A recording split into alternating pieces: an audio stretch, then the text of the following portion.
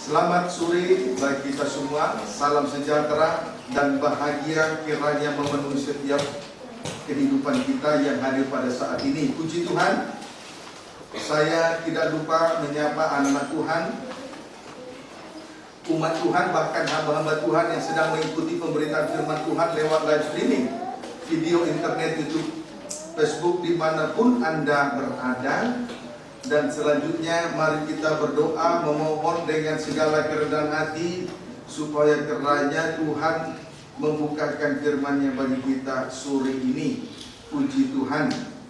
Haleluya. Di hari-hari ini kita harus semakin sungguh-sungguh menghargai pembukaan firman Tuhan. Hari-hari ini adalah hari-hari yang terakhir, berarti kesempatan yang tersisa tinggal sedikit. Maka waktu yang tersisa yang tinggal sedikit ini mari kita hargai dengan baik-baik. Umur manusia di tangan Tuhan. Selagi masih ada kesempatan, kita hargai pembukaan firman Tuhan. Jangan kita tolak. Amin, saudaraku. Apalagi menjadi batu sandungan di tengah pemberitaan firman, merusak suasana yang ada. Kiranya dapat dipahami dengan baik.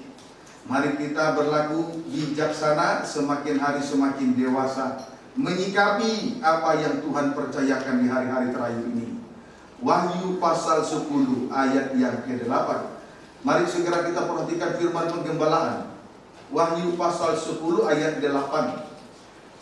Setelah kita menikmati pembukaan firman dari ayat yang ke-5, 6, dan ayat yang ke-7, saudaraku, selanjutnya kita akan memeriksa ayat yang ke-8.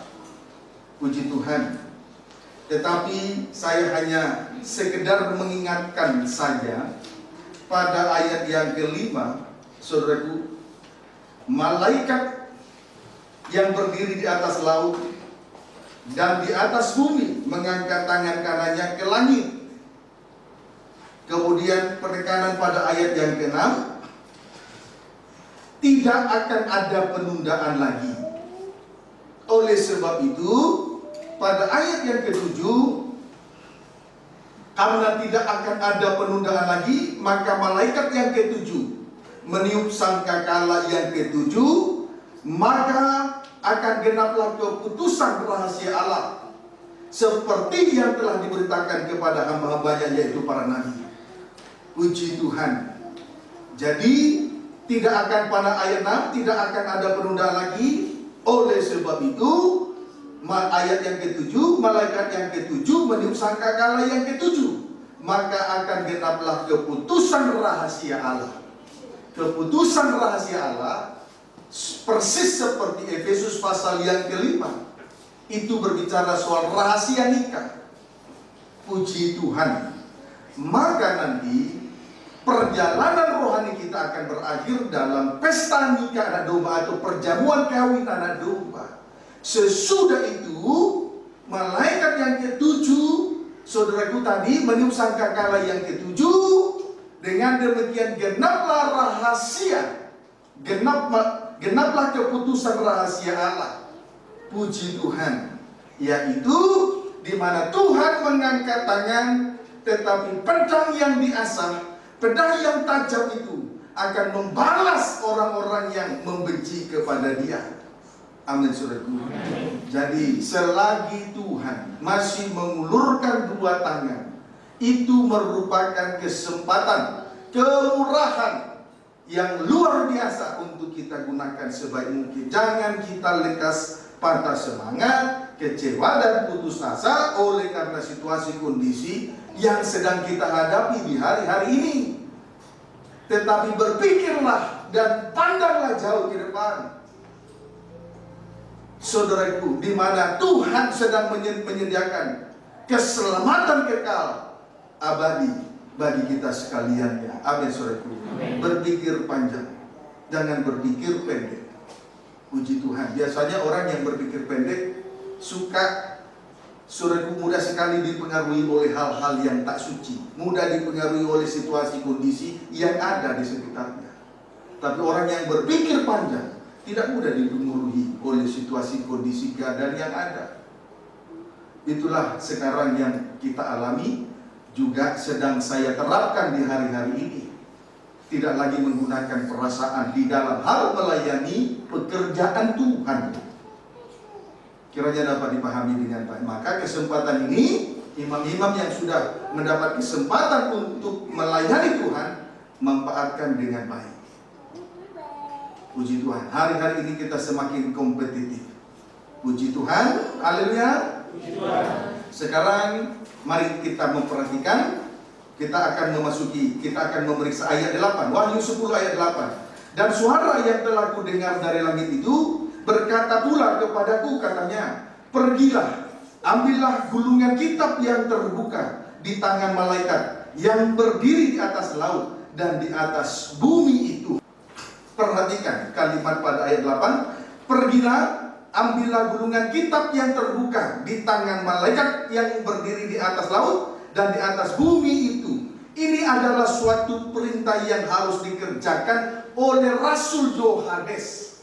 Ini adalah suatu perintah yang harus dikerjakan oleh Rasul Yohanes. Puji Tuhan. Gulungan kitab yang terbuka menunjuk pembukaan rahasia firman. Gulungan kitab yang terbuka menunjuk pembukaan rahasia firman atau rahasia firman yang telah dibukakan. Amin, saudaraku. Memang inilah yang menjadi kebutuhan dari sidang jemaat di hari-hari ini. Puji Tuhan. Haleluya. Saudaraku, pembagian dari kitab Wahyu, saudaraku, kita akan lihat mengapa saya katakan inilah yang menjadi kebutuhan dari sidang jemaat di hari-hari ini. Mengapa saya mengatakan begitu? Kalau kita kaitkan pembagian dari kitab Wahyu pasal 1 sampai dengan pasal 22, Wahyu pasal 1, penampilan Tuhan Yesus Kristus sebagai imam besar, raja dan mempelai pria surga bagi sidang mempelai wanitanya. 2. Wahyu pasal 2 sampai dengan pasal yang kelima, 2 tahun kesempatan bagi bangsa kafir untuk masuk dalam kesatuan tubuh Kristus. 2 tahun kesempatan ya, bagi bangsa kafir untuk masuk dalam kesatuan tubuh Kristus. Nanti diperiksa di rumah masing-masing.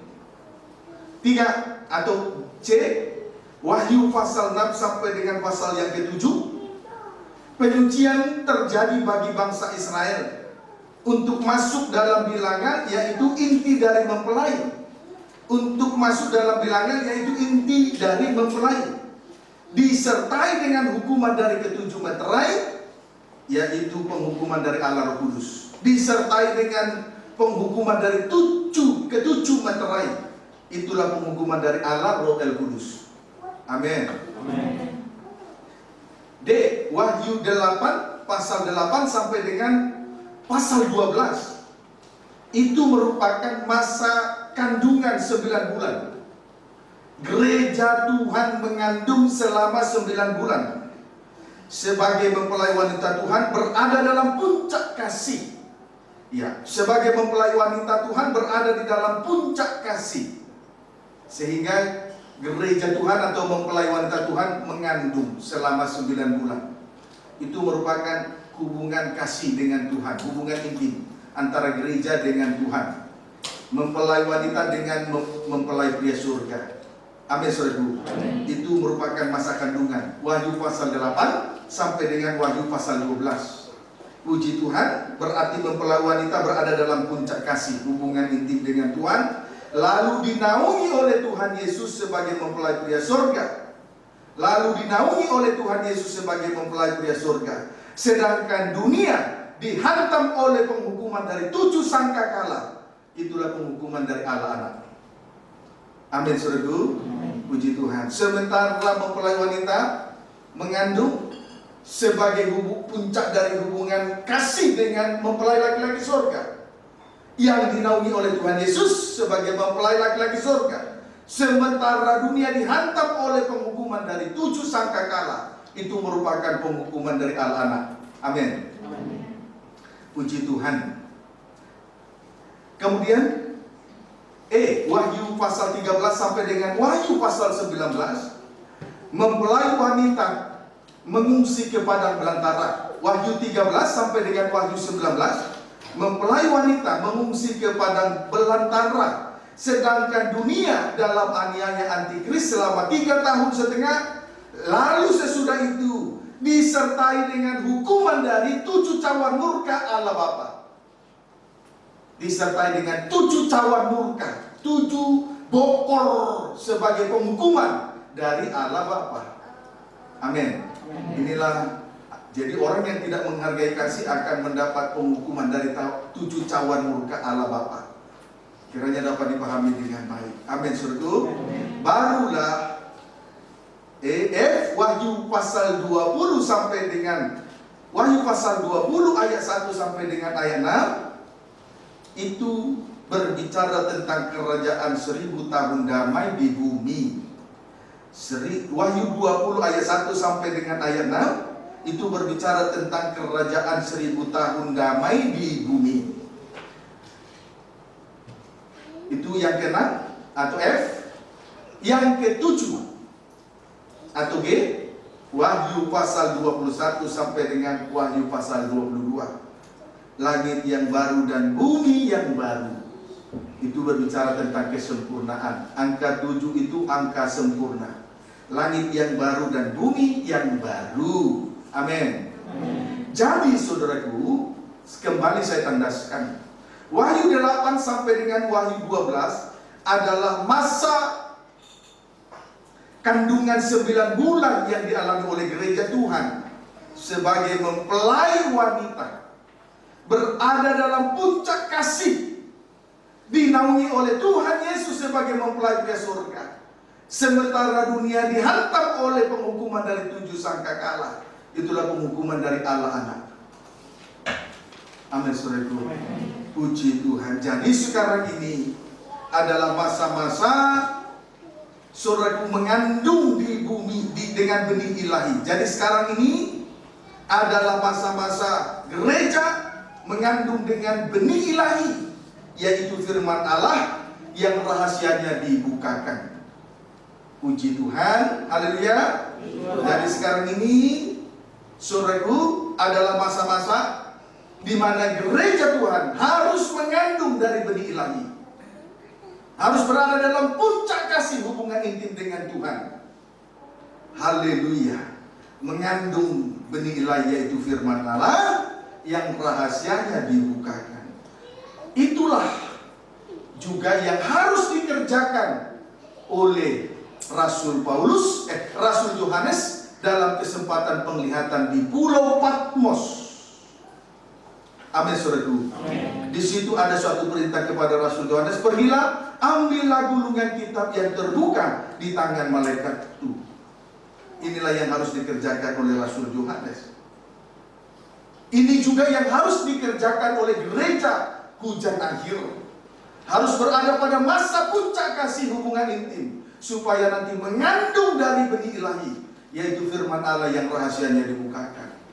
Itu sebabnya dalam doa tadi saya berdoa kepada Tuhan supaya di hari-hari ini kita semakin menghargai pembukaan rahasia firman.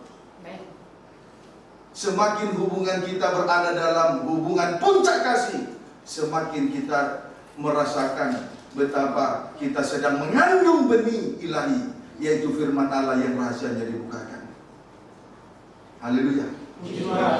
Puji Tuhan. Haleluya. Baik. 2 Korintus pasal yang keempat.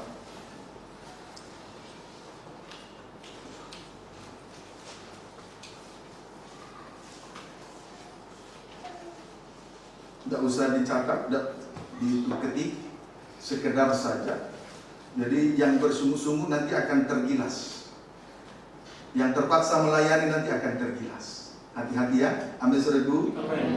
2 Korintus 4 ayat yang kedua. Demikian firman Tuhan. Tetapi kami menolak segala perbuatan yang tersembunyi, yang memalukan. Kami tidak berlaku licik, dan tidak memalsukan firman Allah.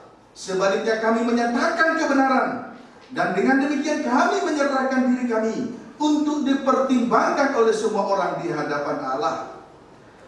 Rasul Paulus menolak segala perbuatan tersembunyi yang memalukan, sebab ia tidak berlaku licik dan tidak memalsukan tidak memalsukan firman Allah.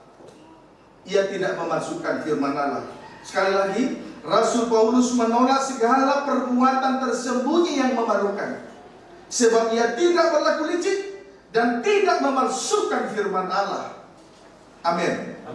Hari-hari ini setan begitu gencar memalsukan firman Allah dengan cara menambahkan dan mengurangkan firman Tuhan dalam setiap firman yang disampaikan.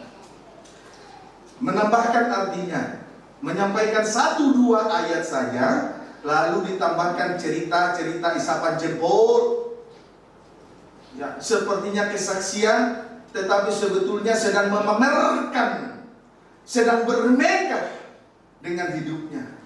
Lalu ditambahkan, disertai juga tahayul-tahayul, dongeng nenek-nenek tua, filsafat-filsafat kosong, dan lain sebagainya. Itu ditambahkan. Lalu dikurangkan artinya. Pemberitaan firman tentang salib diganti, dikurangkan dengan 2. Satu, dengan teori kemakmuran atau teologi kemakmuran. Artinya orang Kristen nggak boleh miskin, harus kaya. Nah, kalau pemberitaan firman dengan semacam ini, diiming-iming dengan semacam ini, otomatis orang yang tidak punya pengalaman dengan salib, orang dunia yang tidak punya pengalaman dengan salib akan tertarik.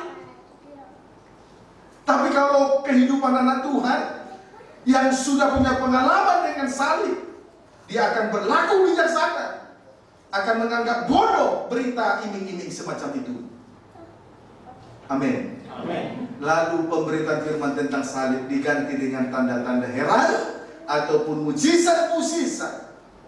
Misalnya yang sakit sembuh, yang kemudian terjadi pelepasan dan lain sebagainya. Tetapi perlu untuk diketahui, 1 juta kali terjadi mujizat di depan mata saudaraku, tidak ada artinya kalau berita salib tidak disampaikan, tidak ditegakkan di tengah ibadah dan pelayanan itu.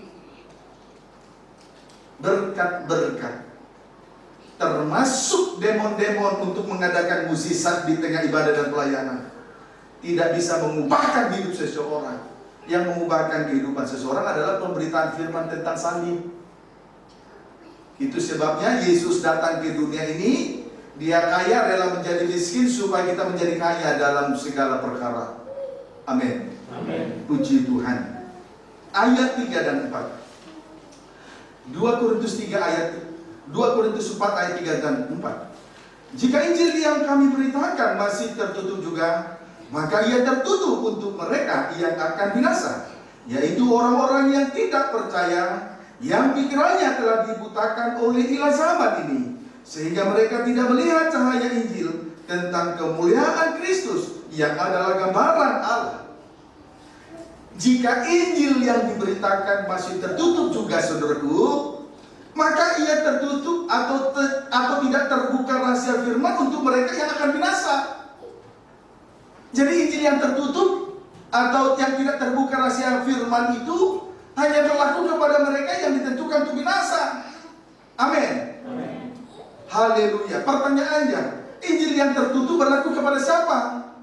1, orang yang tidak percaya, yaitu orang-orang yang tidak percaya. Pada ayat yang keempat, yaitu orang-orang yang tidak percaya. Saudaraku, perhatikan dulu. Yesus telah mengerjakan keselamatan itu 2000 tahun yang lalu di atas kayu salib. Amin.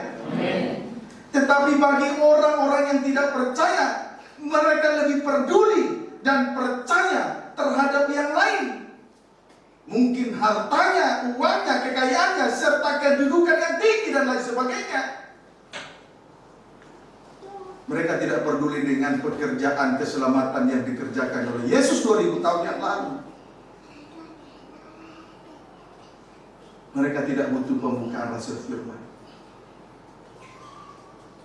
Amin. Dua, yang pikirannya telah dibutakan oleh ilah zaman ini. Dua, yang pikirannya telah dibutakan oleh ilah zaman ini. Ilah zaman menunjuk Tuhan-Tuhan kecil di bumi. Ilah zaman menunjuk Tuhan-Tuhan kecil di bumi.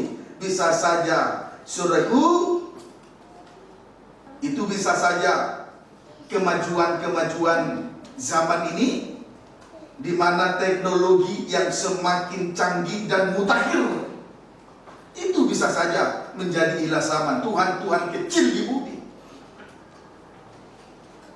Puji Tuhan, oleh ilah zaman ini pikiran bisa dibutakan. Dapat dipahami saudaraku? Puji Tuhan. Haleluya.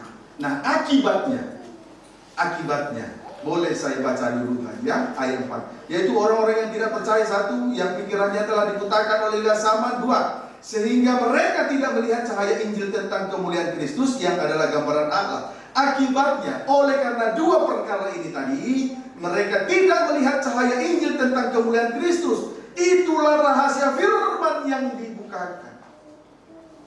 Jadi, kedua hal di atas, tidak melihat cahaya Injil tentang kemuliaan Kristus, itulah rahasia firman Allah yang dibukakan.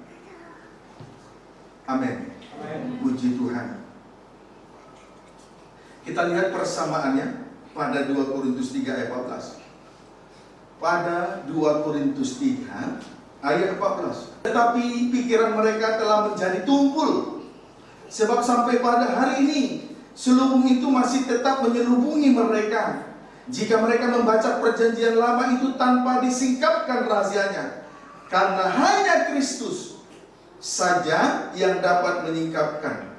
Itulah cahaya Injil tentang kemuliaan Kristus. Jadi saudaraku, pikiran mereka telah menjadi tumpul. Pikiran tumpul atau pikiran menjadi sempit, penyebabnya tadi adalah ilah zaman ini. Pikiran tumpul, pikiran menjadi sempit, penyebabnya adalah ilah zaman ini, saudaraku. Amin, saudaraku. Ilah zaman. Saudaraku, orang yang berpikir pendek, orang yang berpikir sempit, tidak akan memandang jauh ke depan. Dia tidak akan dapat melihat kerajaan surga. Kerajaan surga itu tidak sependek, tidak sesempit pemikiran manusia, saudaraku. Surga itu luas. Bukanlah hati selebar-lebarnya kepada pemberitaan firman.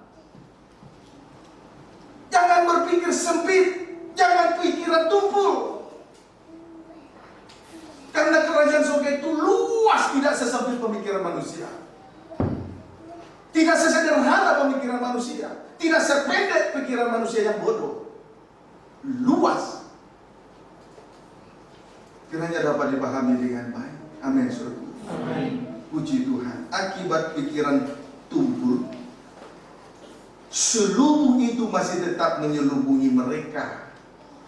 Selubung itu masih tetap menyelubungi mereka, atau dosa yang terselubung itu belum tersingkap. Itu akibatnya. Selubung itu masih tetap menyelubungi mereka, atau dosa yang terselubung itu belum tersingkap, masih menyembunyikan, masih mempertahankan dosa di dalam hati dan pikiran. Karena mungkin dia hidup dari situ dan menikmati kesenangan dari situ, tidak dapat lagi menikmati kesenangan dari Kristus kepala, sang suami. Kiranya dapat dipahami dengan baik. Amin, saudaraku. Amin. Puji Tuhan. Haleluya. Sejauh ini bisa diikuti. Amin, saudaraku. Puji Tuhan. Nah, sekarang saya baca lagi ayat 14 ya. Tetapi pikiran mereka telah menjadi tumpul, sebab sampai pada hari ini selubung itu masih tetap menyelubungi mereka. Jika mereka membaca perjanjian lama itu tanpa disingkapkan, karena hanya Kristus saja yang dapat menyingkapkannya.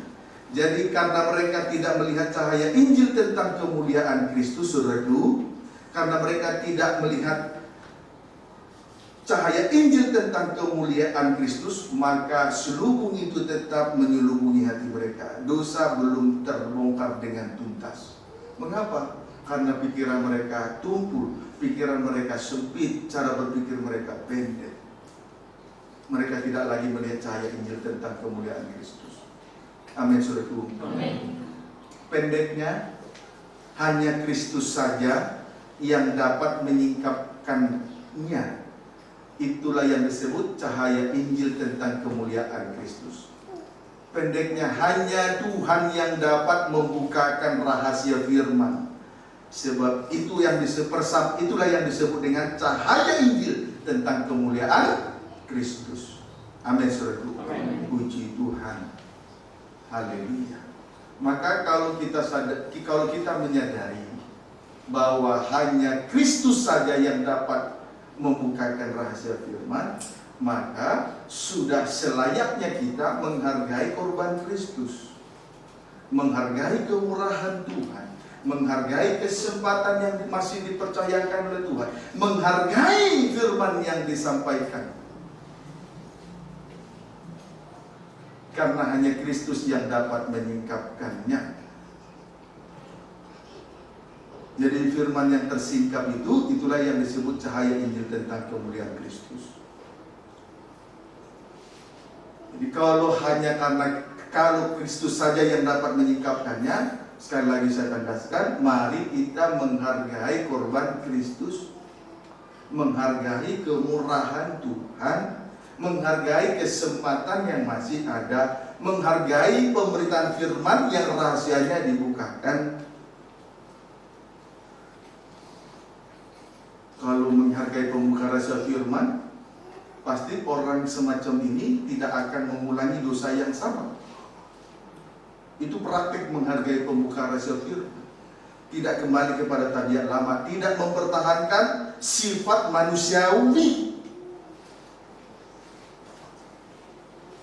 Amin, saudaraku. Amin. Puji Tuhan. Wahyu 5 ayat yang ketiga. Demikian firman Tuhan. Tetapi tidak ada seorang pun yang di surga, atau yang di bumi, atau yang di bawah bumi, yang dapat membuka gulungan kitab itu, atau yang dapat melihat sebelah dalamnya. Saudaraku, tidak ada seorang pun, baik yang di surga, atau yang di bumi, atau yang di bawah bumi, yang dapat membuka gulungan kitab itu, atau yang dapat melihat sebelah dalamnya. Tidak ada yang dapat membuka rahasia firman Tuhan, baik yang di surga, baik yang di bumi, maupun yang di bawah bumi. Tidak ada yang dapat membukakan rahasia firman. Amin, saudaraku. Lihat, di surga itu menunjuk penghuni-penghuni surga, semua malaikat-malaikat yang di surga. Di bumi menunjuk hamba-hamba Tuhan yang telah menerima 5 jabatan, termasuk saya sendiri. Tidak akan sanggup membukakan rahasia firman dengan kemampuan pengetahuan saya sendiri. Dan yang di bawah bumi menunjuk arwah-arwah atau setan-setan yang terkutuk, tidak akan dapat. Semua itu, saudara, oknum-oknum yang ada di surga, di bumi, di bawah bumi, tidak akan sanggup membukakan rahasia firman. Amin, saudaraku. Sebab hanya Kristus saja yang dapat menyingkapkan rahasia firman. Puji Tuhan. Maka kalau Tuhan menyatakan kemurahannya kepada kita lewat pembuka rahasia firman, sekali lagi saya tandaskan, mari kita menjunjung tinggi korban Kristus, menghargai kemurahan itu. Karena sesungguhnya tiada seorang pun yang sanggup membuka gulungan kitab itu. Tidak ada yang sanggup membukakan rahasia firman itu, baik penghuni atau oknum-oknum yang ada di surga, baik yang di bumi, hamba-hamba Tuhan yang sudah menerima 5 jabatan, termasuk saya, tidak sanggup membukakan rahasia firman dari diri saya. Dan yang di bawah bumi, itulah setan-setan yang terkutuk, tidak sanggup membukakan rahasia firman. Tetapi kalau dalam setiap kesempatan ibadah, pertemuan ibadah, kita boleh mendapat pembuka rahasia firman, itu kemurahan. Kemurahan Tuhan besar kepada kita, yang tidak layak tapi dilayakkan, kemurahan. Sebab itu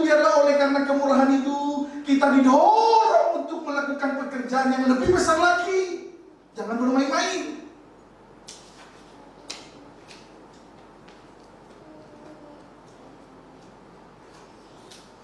Haleluya.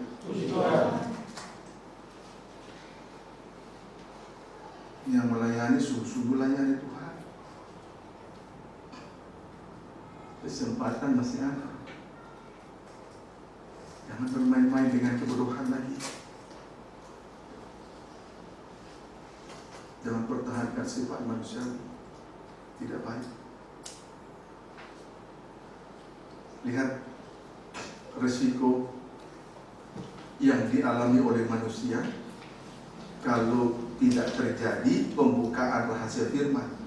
Wahyu pasal 5 ayat 4. Maka menangislah aku dengan amat sedihnya, karena tidak ada seorang pun yang dianggap layak untuk membuka gulungan kitab itu ataupun melihat sebelah dalamnya.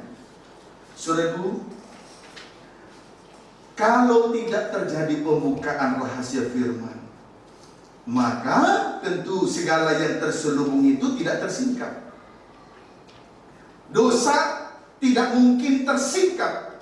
Dosa yang ditutupi tidak mungkin tersingkap. Akibatnya manusia menderita sengsara dengan sangat amat.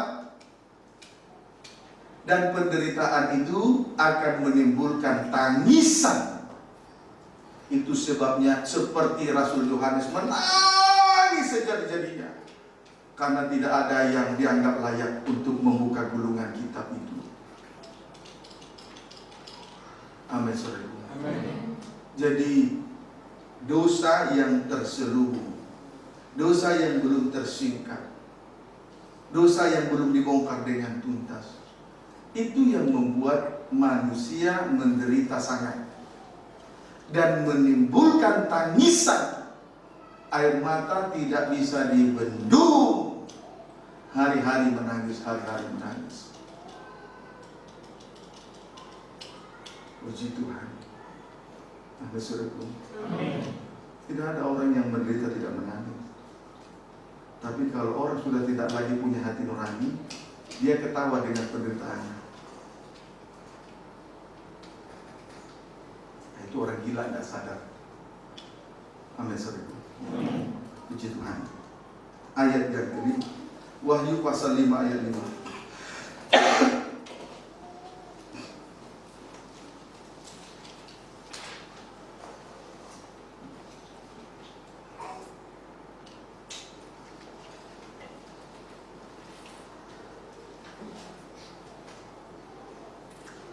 Wahyu pasal 5 ayat 5.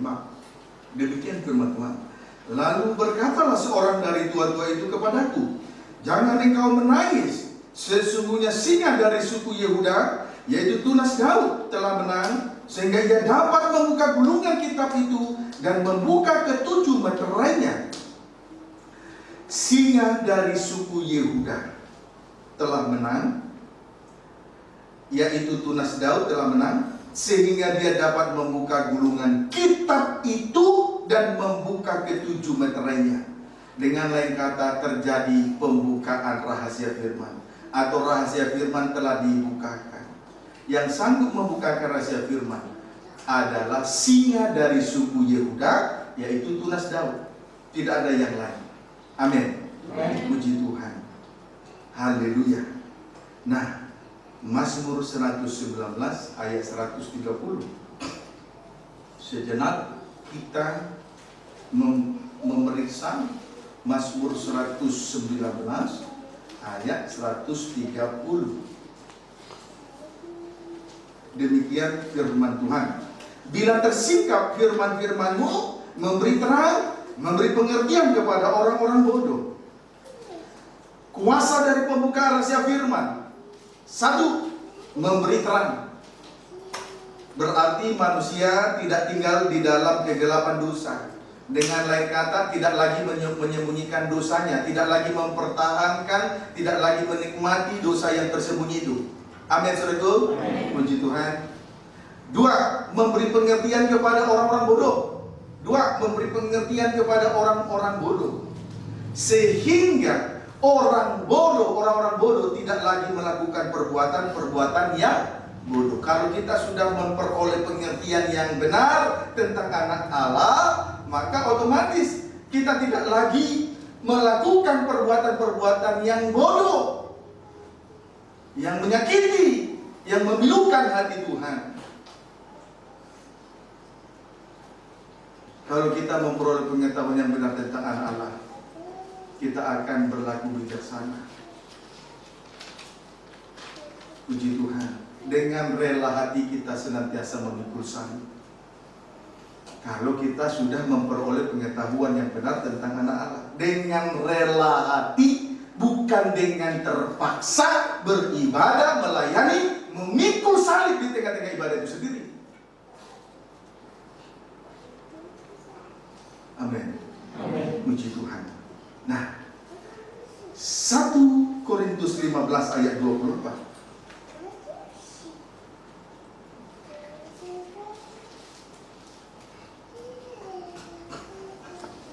1 Korintus 14 ayat 24 maksud saya. 1 Korintus 14 ayat 24 sampai 25. Demikian firman Tuhan. Ayat 25 saja. Segala rahasia yang terkandung di dalam hatinya akan menjadi nyata, sehingga ia akan sujud menyembah Allah dan mengaku, sungguh Allah ada di tengah-tengah kamu.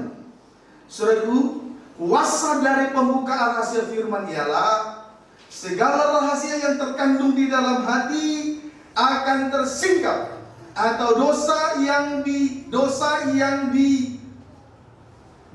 dibongkar dengan tuntas. Saya ulangi, kuasa dari pembuka rahasia firman ialah segala rahasia yang terkandung di dalam hati tersingkap, atau dosa dibongkar dengan tuntas. Saudaraku, kalau dosa telah dibongkar dengan tuntas dari kehidupan seseorang, selanjutnya di sini kita perhatikan orang itu akan datang menyembah kepada Tuhan, tidak lagi menyembah kepada ilah samad. Sebab orang yang menyembah ilah samad adalah orang yang berpikir tumpul, pikiran pendek, sempit.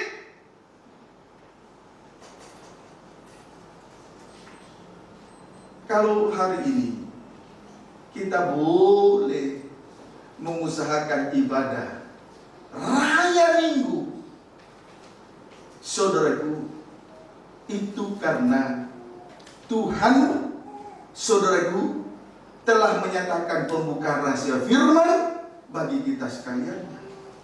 Itu karena kita sudah menikmati pembukaan rahasia firman, sehingga kita boleh datang menyembah dengan merendahkan diri di hadapan Tuhan. Serendah-rendahnya kita mengerjakan ibadah dan pelayanan yang Tuhan percayakan ini.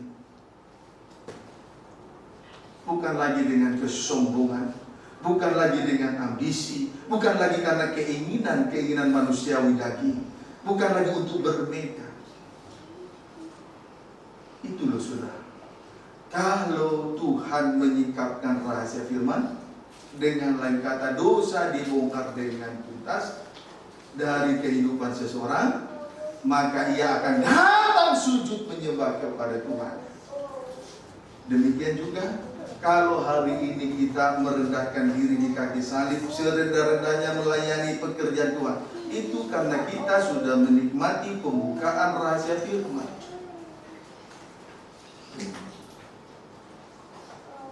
Beda dengan orang yang melayani tanpa pembukaan rahasia firman. Ia melayani karena ada kepentingan diri, karena ada ada sesuatu yang dia inginkan. Dia ingin bermegah, dia ingin menonjolkan diri. Beda dengan orang yang sudah menikmati pembukaan rahasia firman. Dia datang sujud menyembah kepada Allah, melayani dengan rendah hati, beribadah dengan rendah hati. Tidak ada lagi kepentingan pribadi. Haleluya. Setuju? Amin. Puji Tuhan. Wahyu 5 ayat 7 sampai 8. Jadi selanjutnya orang itu akan datang menyembah kepada Tuhan, ya. Amin, saudaraku. Pendeknya penduduk bumi akan datang menyembah kepada Tuhan dengan melayani Tuhan dengan rendah hati. Wahyu 5 ayat 7. Itulah penyembahan di bumi. Wahyu 5 ayat 7 sampai 8. Kita lihat penyembahan di surga. Juga semuanya ada kaitannya dengan pembukaan rahasia firman. Wahyu pasal 5 ayat 7 sampai 8.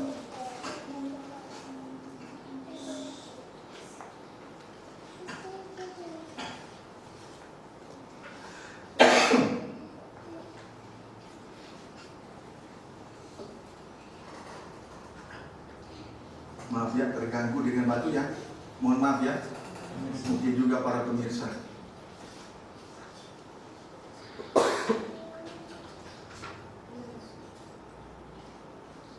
Baik. Wahyu pasal 5 ayat 7 sampai 8. Demikian firman Tuhan. Lalu datanglah anak domba itu dan menerima gulungan kitab itu dari tangan dia yang duduk di atas tahta itu. Ketika ia mengambil gulungan kitab itu, tersungkurlah keempat makhluk dan ke-24 tua-tua itu di hadapan anak domba itu. Masing-masing memegang satu kecapi dan satu cawan emas penuh dengan kemenyan. Itulah doa orang-orang kudus. Puji Tuhan. Ketika ia mengambil gulungan kitab, maka segera di sini kita perhatikan keempat makhluk dan 24 tua-tua tersungkur di hadapan anak domba itu. Pendeknya, penyembahan di surga terjadi. Juga kaitannya oleh karena pembukaan rahasia firman. Amin saudaraku. Amin saudaraku. Haleluya. Puji Tuhan. Amin saudaraku. Jadi penyembahan terjadi di surga juga kaitannya dengan oleh karena pembukaan rahasia firman. Jadi jangan ada di antara kita yang mengecilkan pembukaan rahasia firman. Itu yang membawa kita datang menyembah kepada Tuhan, melayani dengan segala kerendahan hati. Demikian juga empat makhluk dan 24 tua-tua. Mereka tersungkur di hadapan tahta anak domba. Itu semua karena kuasa pembukaan rahasia firman.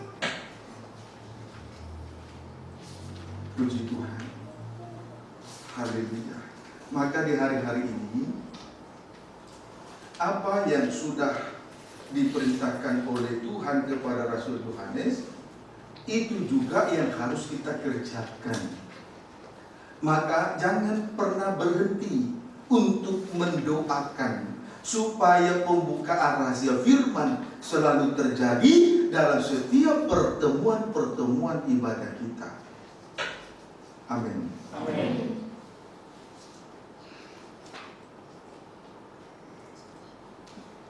Tadi di atas sudah kita lihat, Rasul Yohanes diperintahkan untuk mengambil gulungan kitab dari malaikat yang berdiri di atas laut dan di atas bumi tadi. Itu yang harus kita kerjakan di hari-hari terakhir ini.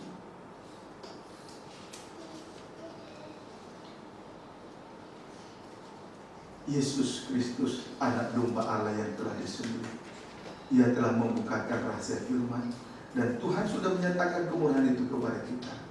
Sungguh luar biasa tentunya. Kita ini jumlah kita tidak seberapa, belum mencapai 100, tetapi kemurahan Tuhan lebih daripada ratus-ratus jiwa. Amin. Amin. Kita harus sadar, sesadar-sadarnya. Jangan tidak sadar.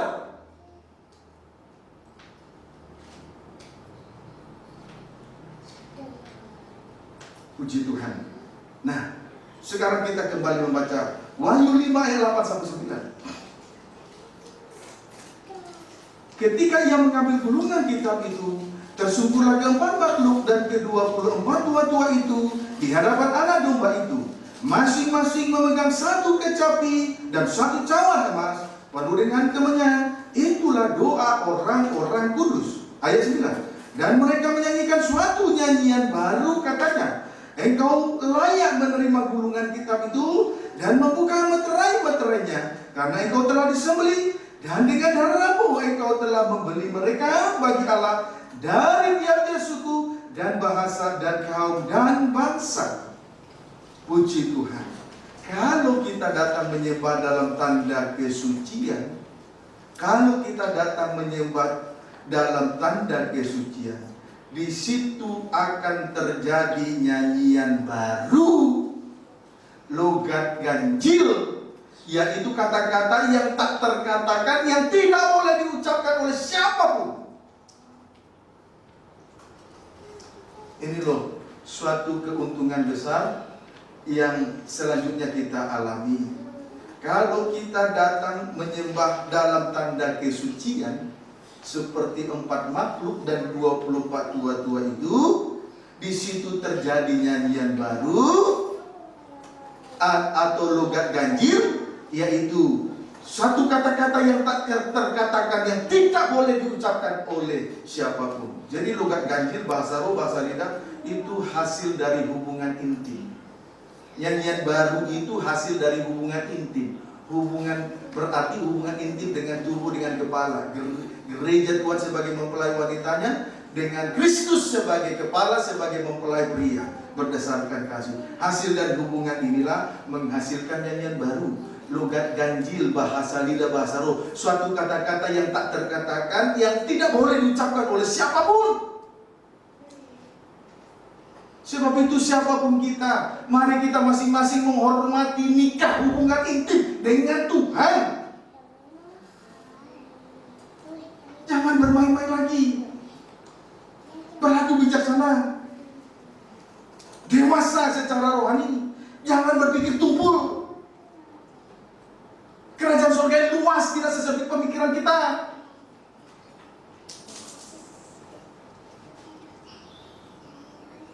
Amin, saudaraku. Puji Tuhan. Haleluya. Tuhan tidak sedang bermain-main membukakan rahasia firman bagi kita. Tuhan tidak sedang bermain-main mempercayakan ibadah pelayanan kepada kita loh ya. Hargai loh. Tidak sembarang Tuhan menyatakan kemurahan. Tuhan berkemurahan kepada siapa Ia berkemurahan. Jangan angka enteng loh ya.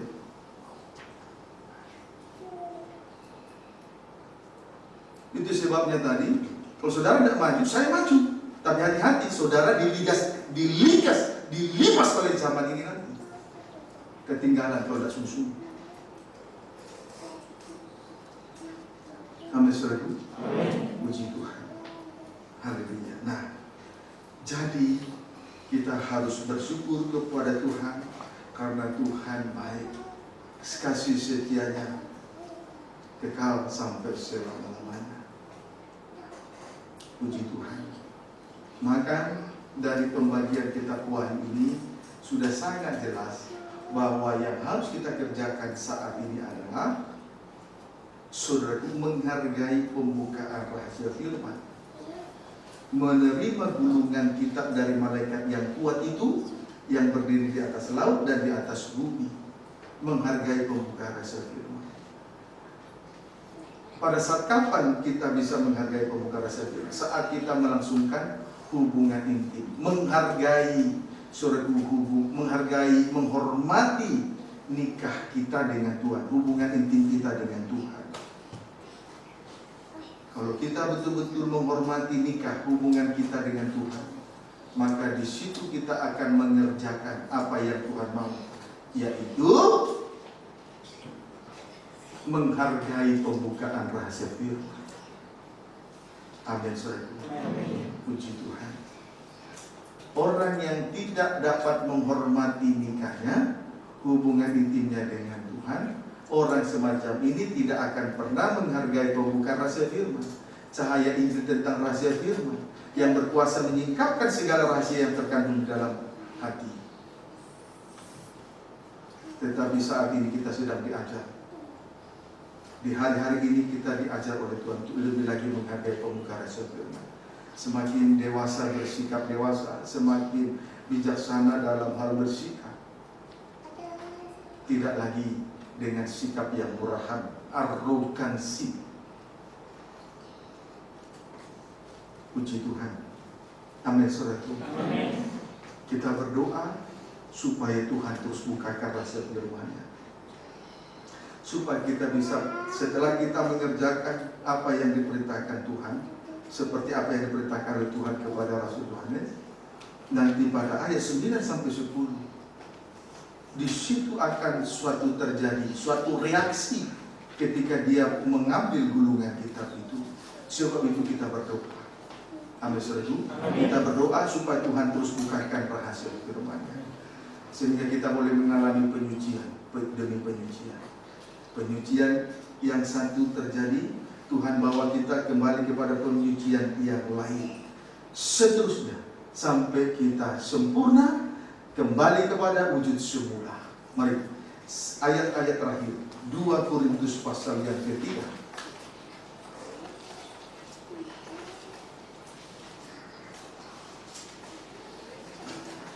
2 Korintus pasal 4 ayat 3 sampai 4. Jika Injil yang kami beritakan masih tertutup juga, maka ia tertutup untuk mereka yang akan binasa, yaitu orang-orang yang tidak percaya, yang pikirannya telah dibutakan oleh indah zaman ini, sehingga mereka tidak melihat cahaya Injil tentang kemuliaan Kristus, yang adalah gambaran Allah. Jadi cahaya Injil tentang kemuliaan Kristus atau pembukaan rahasia firman akan selanjutnya akan membawa kita kembali kepada wujud semula, segambar serupa dengan Allah, sama mulia dengan Tuhan. Amin, saudaraku. Maka apabila dia datang dalam kemuliaannya, maka ia akan bersemayam dan bertata di atas tata itu bersama-sama dengan orang-orang yang layak untuk berada di dalam kemuliaan itu. Siapa mereka? Mereka itu adalah orang-orang yang senantiasa menghargai pembukaan rahasia firman. Orang yang menghargai pembukaan rahasia firman, mereka akan dibawa kembali kepada wujud semula, segambar serupa dengan Allah. Terjadi segambar serupa dengan Allah, kembali kepada wujud semula, reformit. Bukan hanya reformasi, perubahan, tapi reformit, kembali kepada wujud semula, segambar serupa dengan Allah, sama mulia dengan Tuhan.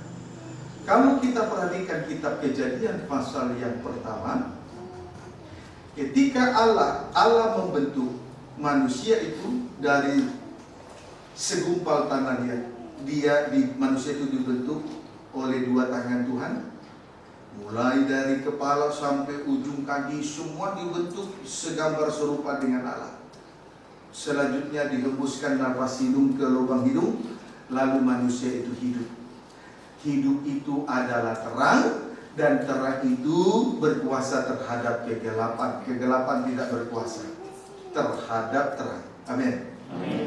Puji Tuhan. Selanjutnya, saudaraku, boleh kita baca. Ketika berada dalam wujud semula,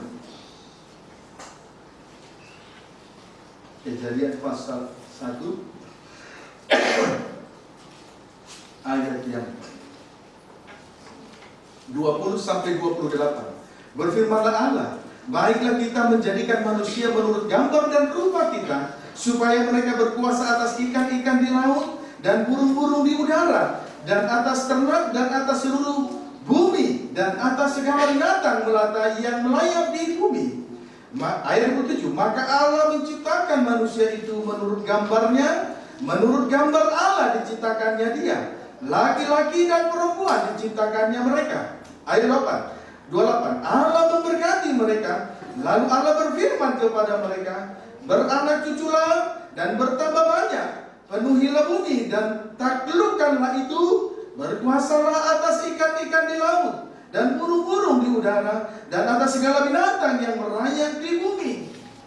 Kalau kita kembali kepada wujud semula, reformit, segambar serupa dengan Allah, sama mulia dengan Allah, berkuasa atas 3 perkara, yaitu burung-burung di udara.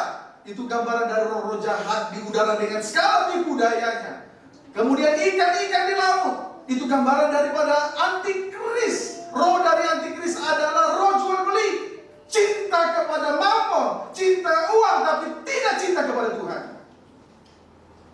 Barulah berkuasa atas binatang merayap di bumi, berkuasa atas nabi-nabi palsu dengan segala kelicikan manusia. Itu loh, kalau kita dibawa kembali kepada wujud semula. Segambar serupa, sama mulia dengan Tuhan.